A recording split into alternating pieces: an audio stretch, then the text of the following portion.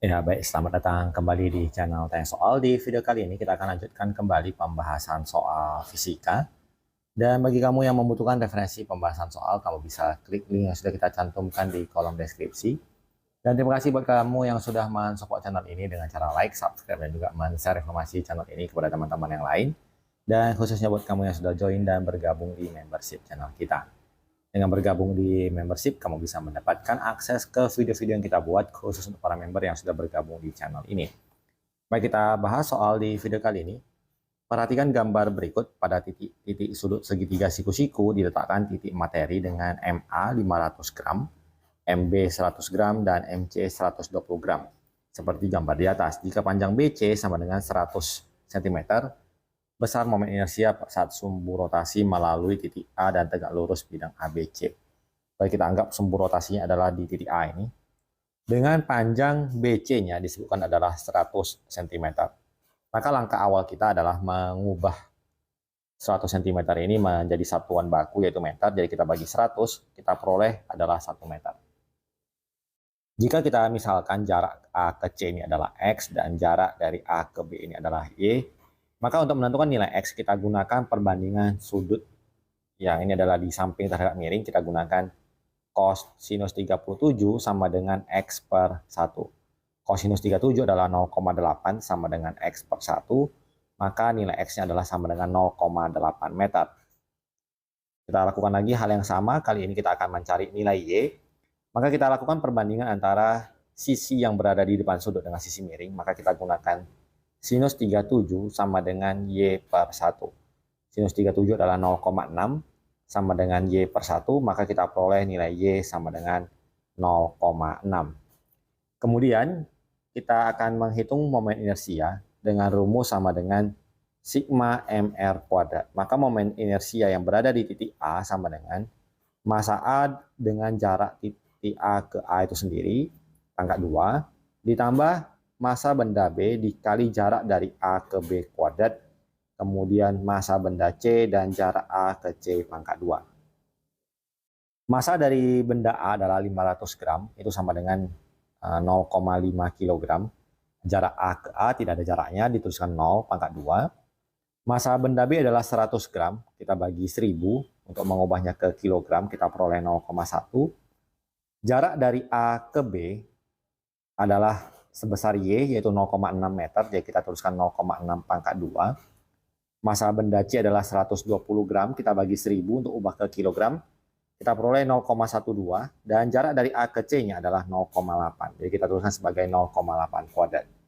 0,5 kali 0 kuadrat adalah 0.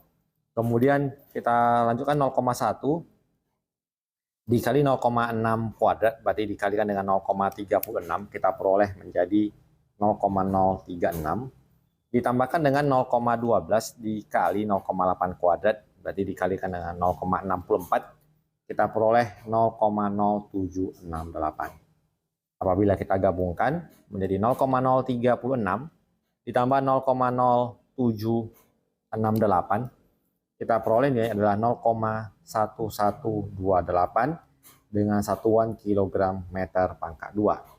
Jawaban yang sesuai adalah yang di option A. Kita lanjut ke soal berikutnya.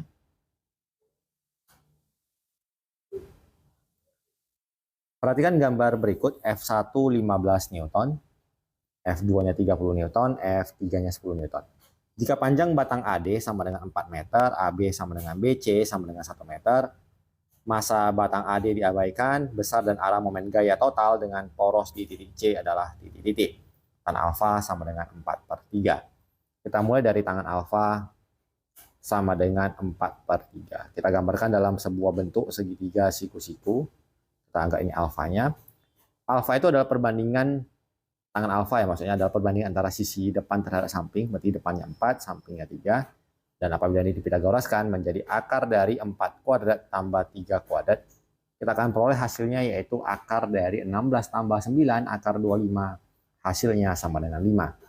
Maka kita bisa tuliskan bahwa nilai sinus yang kita gunakan adalah perbandingan depan terhadap miring yaitu 4/5. Poros yang digunakan kali ini adalah di titik C dan disebutkan bahwa panjang AB dan BC sama dengan 1 meter. Kita tuliskan di sini 1 meter. ini 1 meter, dengan keterangan bahwa dari panjang tongkatnya 4 meter yaitu AD, maka panjang dari C ke D adalah selisihnya 4 dikurang 1 dikurang 1, kita peroleh 2 meter. Maka untuk momen gaya, rumusnya adalah gaya dikali jarak. Jaraknya adalah jarak tegak lurus antara poros dengan gayanya.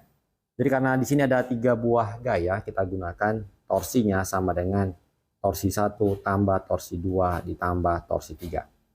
Gaya F1 akan menyebabkan perputarannya ini searah jarum jam. Jadi torsi satunya akan kita tuliskan sebagai negatif. Kemudian benda atau gaya B akan menyebabkan perputarannya ini adalah berlawanan arah jarum jam, maka torsi 2-nya bernilai positif. Dan untuk torsi 3 akan menyebabkan perputarannya adalah searah jarum jam, maka torsi 3-nya kita tuliskan sebagai negatif. Kita tuliskan menjadi negatif dari F1-nya adalah 15. Kemudian jarak dari A ke C adalah 2 meter. Kita lanjut dengan gaya kedua adalah 30 meter. Dan jarak dari B ke C adalah 1 meter. Dilanjutkan dengan torsi ketiga negatif.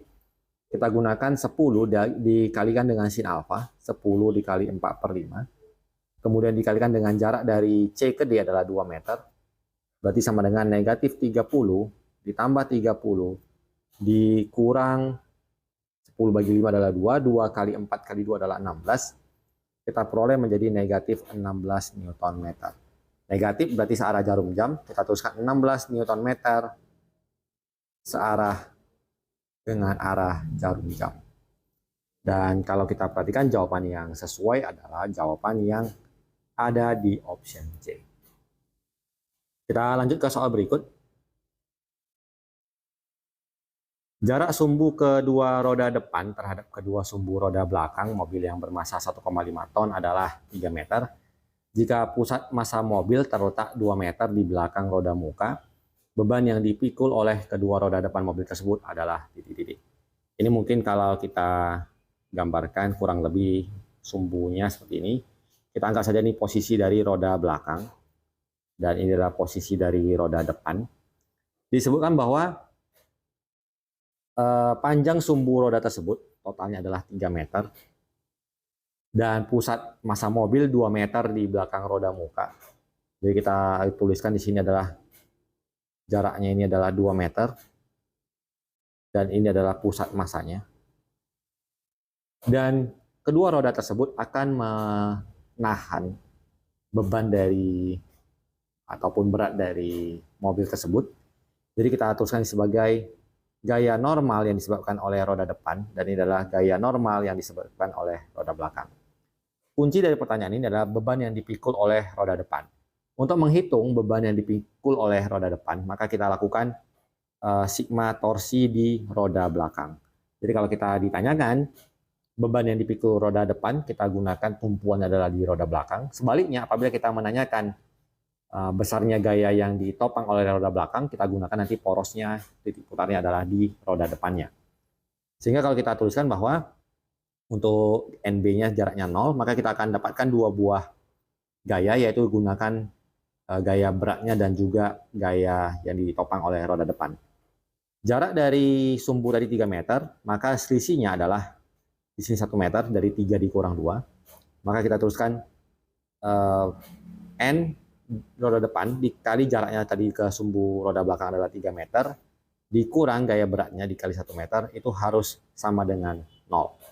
Kita tuliskan bahwa berat yang ditopang roda depan dikali 3 dikurang, rumusan dari W adalah M kali G.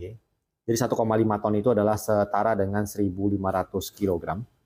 Jadi kita kalikan M kali G menjadi 15.000. Maka kita substitusikan nilai beratnya adalah 15.000 dikali 1 sama dengan 0. Berarti 3 dikali ND sama dengan 15.000. Kita bagi 3 semua, maka berat yang ditopang oleh roda depan adalah 5.000 Newton.